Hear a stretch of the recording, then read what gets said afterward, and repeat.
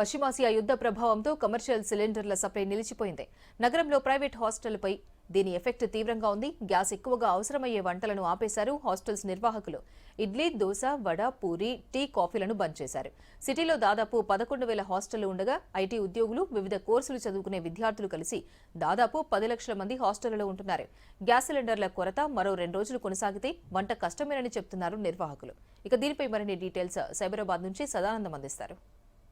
దేశాలకు సంబంధించిన యుద్ధం ఎఫెక్ట్ మన హైదరాబాద్ పైన క్లియర్గా కనిపిస్తుంది.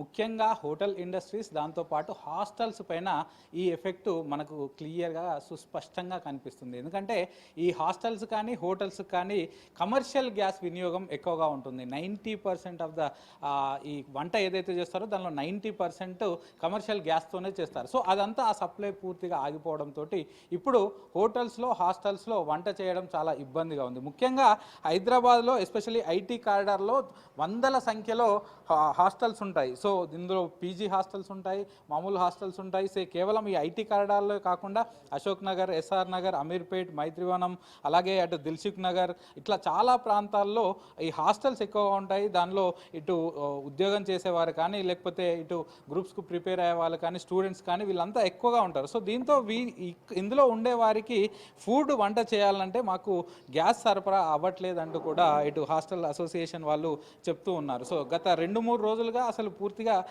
వంట గ్యాస్ రావడం లేదు. సో దీంతో ఏం చేయాలో తెలియని సిచ్యువేషన్ ఉందంటూ కూడా చెప్తున్నారు. సో ఇండ్లకైతే ఈ వంట గ్యాస్ సరఫరా అవుతుంది కానీ ఈ హాస్టల్స్ కాకపోవడంతో దీంట్లో పూర్తిగా మెనూ అంతా చేంజ్ చేశాం. ముఖ్యంగా ఏవైతే హై కన్జ్యూమబుల్ ఆ గ్యాస్ను యూజ్ చేసేటువంటి ఫుడ్ ఉంటుందో, అంటే ఎస్పెషల్లీ టిఫిన్స్లో పూరి కానీ, దోశ కానీ, వడ కానీ, ఇడ్లీ కానీ, బోండా కానీ ఇవన్నీ కూడా ఎక్కువసేపు గ్యాస్ తోటి చేయాల్సినవి. సో దీంతో అవన్నిటిని కూడా పూర్తిగా ఆపేసామని చెప్తున్నారు. సో ఈరోజు మార్నింగ్ కూడా బ్రేక్ఫాస్ట్ కూడా పెట్టలేదని చెప్తున్నారు. మనం ఐటీ కారిడార్లో ఉన్నటువంటి ఒక హాస్టల్ కిచెన్లో ఉన్నాం. సో చూస్తున్నాం కదా. సో మామూలుగా అయితే రెగ్యులర్గా ఈ టైంకి ఫుడ్ అంతా కూడా రెడీ చేస్తూ ఉంటారు. కిచెన్ అంతా హడావిడిగా ఉంటుంది. కానీ ఇప్పుడు పూర్తిగా ఆపేసాం. కేవలం బేసిక్ మీల్స్ మాత్రమే ప్రస్తుతానికి అందిస్తున్నాం.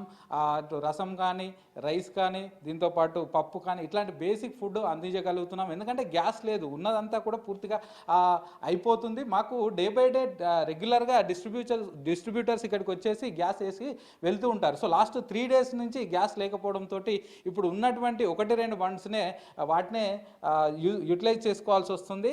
మిగతా గ్యాస్ అయిపోయిన తర్వాత ఏంది పరిస్థితి అనేది మాకు తెలియటం లేదంటున్నారు. సో ఆల్టర్నేటివ్స్ చూద్దామంటే ఇప్పటికిప్పుడు మనం ఇప్పుడు కట్టెల పొయ్యి కోసం సెటప్ తయారు చేయాలంటే దానికి టైం పడుతుంది.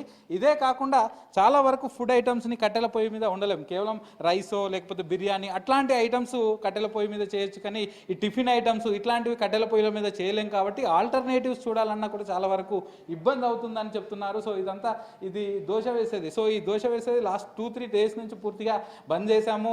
దీనికి ఎక్కువగా గ్యాస్ కన్జంప్షన్ అవుతుంది కాబట్టి దీన్ని పూర్తిగా ఆపేసామని చెప్తున్నారు. ఇవే కాకుండా రెగ్యులర్గా హాస్టల్స్లో ఇచ్చేటువంటి టీ కానీ, కాఫీ కానీ అది పూర్తిగా లాస్ట్ 3 days నుంచి బంద్ చేశామని చెప్తున్నారు. సో మొత్తంగా నగరంలో సుమారు 11 నుంచి 12,000 వరకు హాస్టల్స్ ఉంటాయి. ఇటు ఐటీ కారిడార్ కానీ, లేకపోతే అటు దిల్సుఖ్ నగర్, అమీర్పేట్, మైత్రివనం అట్లాంటి ఏరియాలో కానీ మొత్తం కలిసి ఆల్మోస్ట్ 11,000కు పైగా హాస్టల్స్ ఉంటాయని అధికారులు చెప్తున్నారు. దీనిలో 10 లక్షలకు పైగా పూర్తిగా ఇన్మేట్స్ అంటే హాస్టల్లో ఉండే వాళ్ళు ఉంటారని చెప్తున్నారు. ఎస్పెషల్లీ ఐటీ ఏరియాల్లో ఎక్కువగా ఐటీ ఎంప్లాయీస్, అటు వివిధ రాష్ట్రాల నుంచి వచ్చిన వాళ్ళు, గ్రామీణ ప్రాంతాల నుంచి వచ్చిన వాళ్ళు, ఐటీ జాబ్ చేసే వాళ్ళంతా కూడా ఈ హాస్టల్స్లో ఉంటూ జాబ్ చేసుకుంటూ ఉంటారు. సో ఇట్లాంటి వారికి ప్రస్తుతం ఫుడ్ పెట్టడానికి ఇబ్బంది అవుతుందంటూ కూడా చెప్తున్నారు. సో ఇక్కడ మెయిన్గా రెగ్యులర్గా అందించే ఫుడ్ అయితే అందించలేకపోతున్నాము. ఈ విషయాలన్నిటి కూడా ఆల్రెడీ వాళ్ళకు చెప్పాము. హాస్టల్లో ఉండేటువంటి ఇన్మేట్స్కి పూర్తిగా ఈ విషయాలన్నీ కూడా చెప్పాము. సో వాళ్ళు కూడా ఎడ్యుకేటెడ్ కాబట్టి ప్రస్తుతానికి అర్థం చేసుకున్నారు. కానీ